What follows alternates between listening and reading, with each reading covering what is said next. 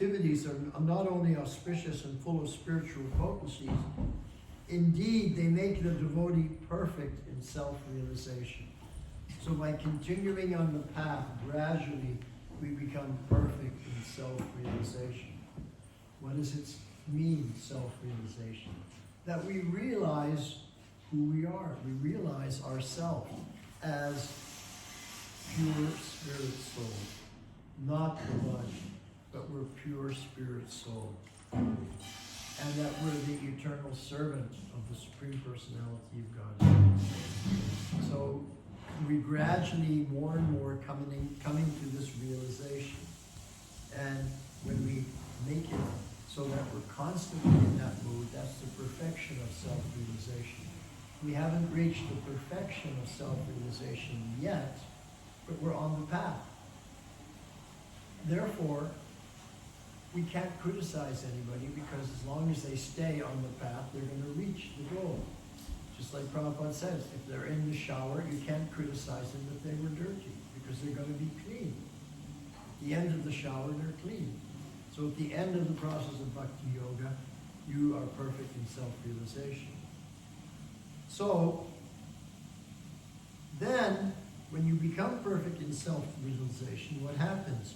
Your only desire is to achieve the association of the Supreme Personality of Godhead. And this is called yoga. So gradually we come to the position where our only desire is to reestablish our loving relationship with Krishna.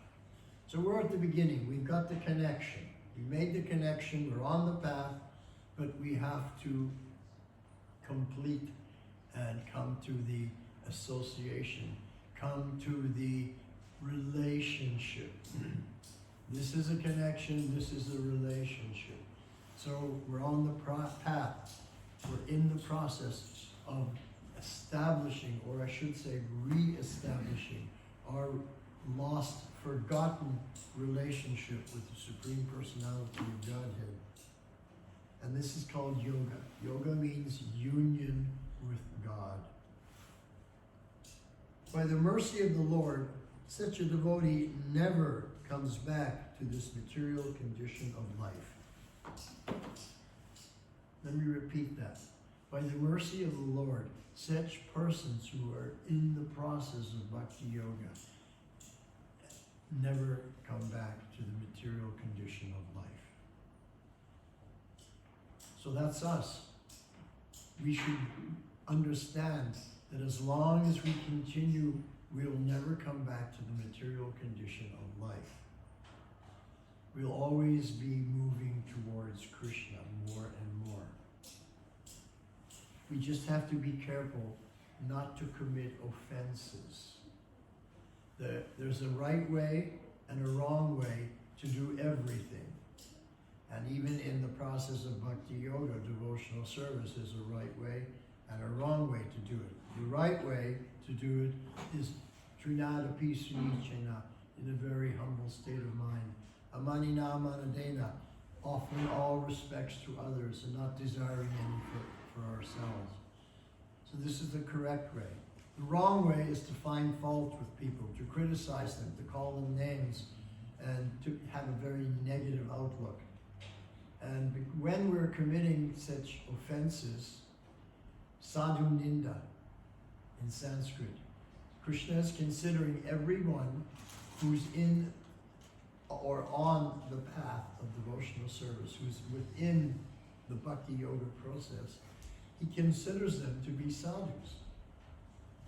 In another shloka, in the 9th chapter, which again, this is the chapter of the most confidential knowledge, Krishna says, Apichet Sudaracharo Bhajate Mamananyavak, that if my devotee who's on the path, but he falls down, and he says if he even falls down to a very abominable fall down, not just a normal fall down, but like the most abominable. So Krishna says in that shloka that if he picks himself up and continues in devotional service, sadhur eva samantavya, I will still consider him to be a sadhu. Even if we have the worst kind of fall down, we carry on in devotional service and put it behind us and try not to sin again, sin no more, Krishna will still consider us to be a sadhu. Doesn't matter what other people may think. They may not think that way. They may remember your fall down and shove it in your face for years, but Krishna will never do that. And we don't care what other people think. We're only concerned with what Krishna thinks. So sadhureva samantyavya, Krishna says, person who falls down but carries on in devotional service, I still consider him a sadhu. Sadhureva. Eva means certainly. He's certainly still a sadhu. Certainly means 100% guarantee. Sadhureva samantavya. Mantavya means my opinion, my perspective, my outlook on this, Krishna says, on such a person, even if we fall down. So if we fall down, we shouldn't become despondent. We shouldn't feel that I'm a failure. We shouldn't lose all courage and give up. No, we stumbled, but you just carry on. We have to be like the young child who's learning to walk. He's never going to give up trying to walk. And the mother never gives up helping him to walk. So Krishna's like that too. So we're taking our first steps in devotional life, doing our services, and there may be a stumble, but Krishna will help us. We will pick ourselves up and carry on in devotional service and never look back. Never think about the negative that happened. We just look forward. We go forward, thinking of the positive. Thinking of the past, the negative things in the past, is a recipe for failure.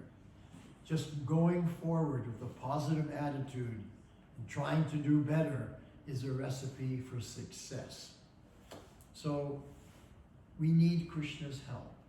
How do we get Krishna's help? We want Krishna to help us. How do we know he's even going to help us?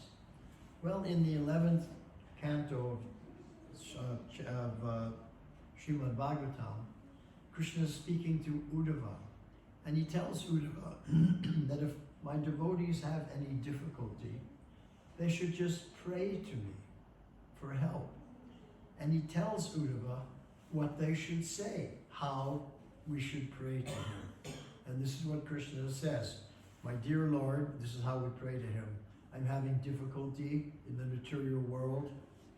There are so many difficulties. Maya is so strong, I am weak, and I'm having so many difficulties. But I want to come to your lotus feet. I want to get out of this material world and serve you eternally. Please help me. That's what Krishna says, how we should pray to him honestly, and then ask for his help.